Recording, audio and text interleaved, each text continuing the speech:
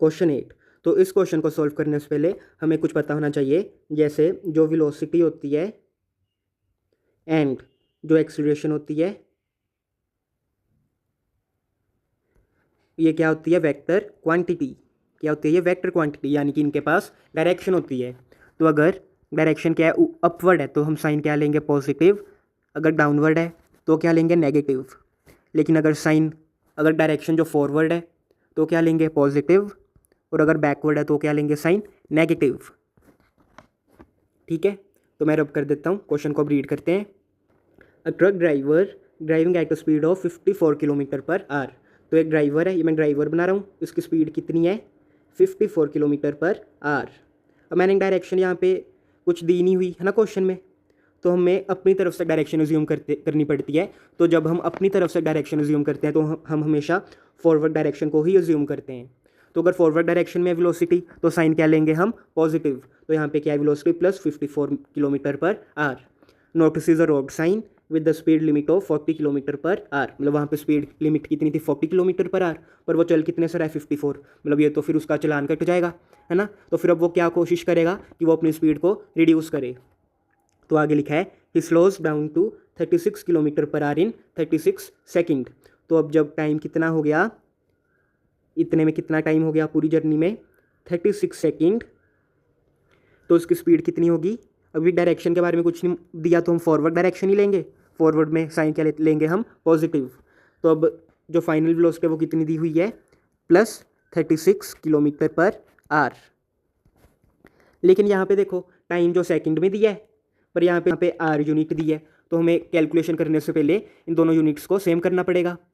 तो एक रिलेशन होता है कि अगर किलोमीटर पर आर को हमने चेंज करना हो टू मीटर पर सेकंड, तो हम क्या करेंगे? जो किलोमीटर पर आर में स्पीड दी है उसको 5/18 के साथ मल्टीप्लाई कर देंगे, तो हमारे पास स्पीड किस में आ जाएगी? मीटर पर सेकंड में। ठीक है, किससे मल्टीप्लाई करना है? 5/18 के साथ। तो मीटर पर सेकंड में कन्वर्ट कर लेते हैं जो स्पीड है। तो अब यहाँ पे कितनी आ गई? Equal to 54 into 5/18। तो 18 3 ज़ा 54, 3 5 ज़ा 15।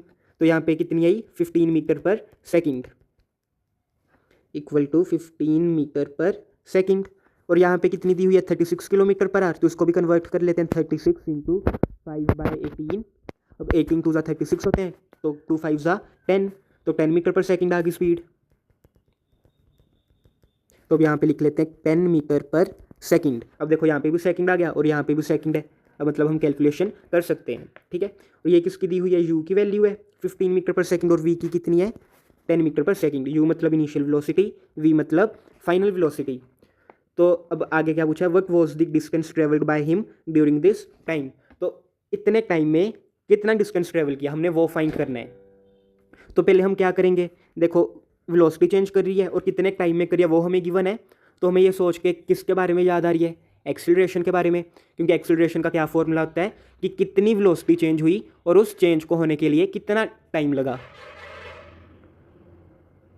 तो acceleration equal to final velocity minus initial velocity upon time. तो फाइनल वेलोसिटी वी है और initial velocity U upon time. V की वैल्यू क्या है? 10, यू की क्या है? 15, तो 10 माइनस 15, और टाइम कितना लगा? 36 सेकंड। तो अपॉन में 36। अब ये कितना आ गया? -5 अपॉन 36 मीटर पर सेकंड स्क्वायर। अब देखो यहाँ पे नेगेटिव साइन आया। नेगेटिव मतलब क्या है कि जो एक्सेलरेशन है उसकी डायरेक्शन क्या है? बैकवर्ड है। ठीक है, इसका मतलब ये होता है, आपने ये साइन का भी अब ध्यान रखना है कैलकुलेशंस में। तो अब हमने क्या फाइंड करना है? डिस्टेंस की वैल्यू, है ना। अब आपको एक बात पता होनी चाहिए कि अगर कोई भी ऑब्जेक्ट स्ट्रेट लाइन में चल रहा है, अब यहाँ पे भी स्ट्रेट लाइन में चल रहा था जो ट्रक था, तो अगर कोई भी ऑब्जेक्ट स्ट्रेट लाइन में चल रहा हो तो जो डिस्टेंस और डिस्प्लेसमेंट होती है उनकी दोनों की वैल्यू क्या होती है? सेम होती है। तो यहाँ पे चाहे उसने डिस्टेंस फाइंड करने के लिए कहा है, पर हम किसकी वैल्यू फाइंड करेंगे? डिस्प्लेसमेंट की। जब डिस्प्लेसमेंट का फॉर्मूला हम यहाँ पे लगाएंगे, तो इसको फाइंड करने के लिए दो फॉर्मूला होते हैं, मतलब हम दोनों में से कोई भी यूज़ कर सकते हैं। पहला क्या है? मैं यहाँ पे लिख देता हूँ, S equal to U T plus half into A into T square, और दूसरा क्या है? V square minus U square equal to 2 into A into S. आप इन दोनों में से कोई भी फॉर्मूला यूज़ कर लो, आपका आंसर सेम ही आएगा। लेकिन अगर आपके माइंड में क्वेश्चन आ रहा है कि जो फर्स्ट इक्वेशन ऑफ मोशन है जो कि है v equal to U plus A T, हमने ये क्यों नहीं यूज़ की इस क्वेश्चन में? क्यों? क्योंकि हमने फाइंड क्या करना है, डिस्टेंस यानी कि डिस्प्लेसमेंट। तो यहाँ पे तो डिस्प्लेसमेंट आ ही नहीं रहा कहीं पे भी, है ना। तो इस इक्वेशन को हमने क्या कर दिया, रिजेक्ट। तो पुट कर देते हैं जो ये सेकंड इक्वेशन ऑफ मोशन है यानी कि S equal to U T plus half A T square में वैल्यू पुट कर देंगे हम। एस की वैल्यू फाइंड करनी है, यू की वैल्यू कितनी है 15 मीटर पर सेकंड, तो 15 इंटू टाइम कितना दिया हुआ है 36 सेकंड, तो इंटू 36 प्लस हाफ इंटू ए की वैल्यू कितनी है -5/36। तो यहाँ पे साइन पुट करेंगे हम अब -5/36। अब टी स्क्वायर कितना है 36 इंटू 36 इंटू 36। अब यहाँ पे 36 विद 36 कैंसिल हो गया, 2 विद 18 मतलब 2 18 36 होते हैं।